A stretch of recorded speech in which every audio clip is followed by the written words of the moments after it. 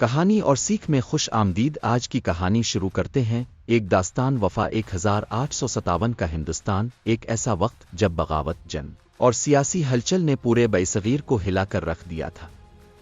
اسی ہنگامہ خیز دور میں دہلی کے قریب ایک گاؤں میں چار بھائیوں کی کہانی شروع ہوتی ہے۔ یہ بھائی خون کے نہیں لیکن رشتے میں بھائیوں سے بڑھ کر تھے۔ ایک رحمت خان، ایک بہادر مسلمان جس کا خاندان کئی نسلوں سے کسانی کر رہا تھا، مگر اس کا دل میدان جنگ کے لیے دھڑکتا تھا۔ دوز ویر سنگھ، ایک سکھ جو بچپن میں ہی اپنے والدین کو کھو چکا تھا اور رحمت کے والد نے اسے اپنا بیٹا بنا لیا تھا۔ تین، دیوی پرساد، ایک ذہین برہمن جو سنسکرت اور فارسی دونوں جانتا تھا اور ہمیشہ بھائیوں کے لیے حکمت اور دانش کے راستے نکالتا تھا۔ چار، جارج ولیم، ایک انگریز فوجی کا بیٹا جسے جنگ میں یتیم ہونے کے بعد رحمت کے خاندان نے پناہ دی تھی۔ ایک آزمائش کا وقت جب 1857 کی جنگ آزادی چھڑی تو ہر طرف خونریزی اور غداری کا بازار گرم تھا۔ رحمت خان کے گاؤں میں انگریزوں کے خلاف بغاوت کی چنگاری بھڑک اٹھی، مگر جب گاؤں کے راجا نے انگریزوں کے ساتھ مل کر عام دیہاتیوں پر ظلم شروع کیا تو چاروں بھائیوں نے فیصلہ کیا کہ وہ نہ کسی راجا کے ہوں گے اور نہ کسی انگریز کے، وہ صرف ایک دوسرے کے ہوں گے۔ رحمت خان نے اپنی جان کی پرواہ کیے بغیر ویر سنگھ کو قید سے آزاد کرایا جب سکھوں کو مشکوک سمجھ کر گاؤں میں قید کیا جا رہا تھا۔ دیوی پرساد نے انگریزوں کو دھوکہ دے کر جارج ولیم کو بچایا جب وہ انگریزی سپاہیوں کے ہاتھوں پکڑا گیا۔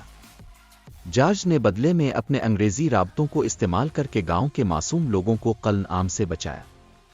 وفاداری کی آخری قیمت ایک دن جب انگریزی فوج نے گاؤں کو جلا کر خاکستر کرنے کا منصوبہ بنایا تو چاروں بھائیوں نے آخری بار ایک ساتھ بیٹھ کر عہد کیا کہ وہ مر بھی گئے تب بھی ان کی وفاداری زندہ رہے گی۔ رحمت خان نے اپنے بھائیوں کو محفوظ راستہ دینے کے لیے انگریزی فوج کے سامنے کھڑے ہو کر لڑنے کا فیصلہ کیا۔ اس کی تلوار بجلی کی طرح چمکی لیکن وہ تنہا کتنے ہی دشمنوں کو روک سکتا تھا۔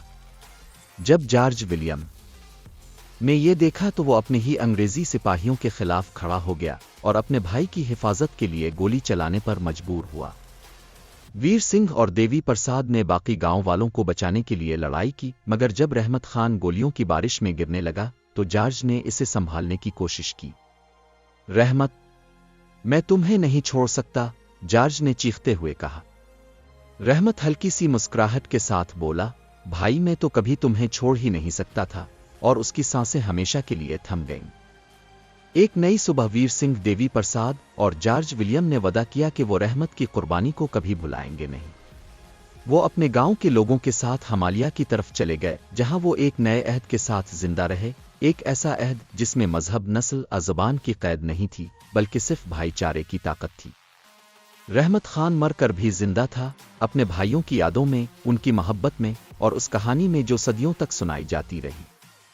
نتیجہ، یہ کہانی صرف چار بھائیوں کی نہیں بلکہ اس ہندوستان کی ہے جہاں محبت اور وفاداری سب سے بڑی طاقت تھی، جہاں ایک مسلمان اپنی جان دے کر بھی ثابت کرتا تھا کہ سچا دوست وہی ہوتا ہے جو مشکل وقت میں ساتھ کھڑا رہے، چاہے دنیا کچھ بھی کہے۔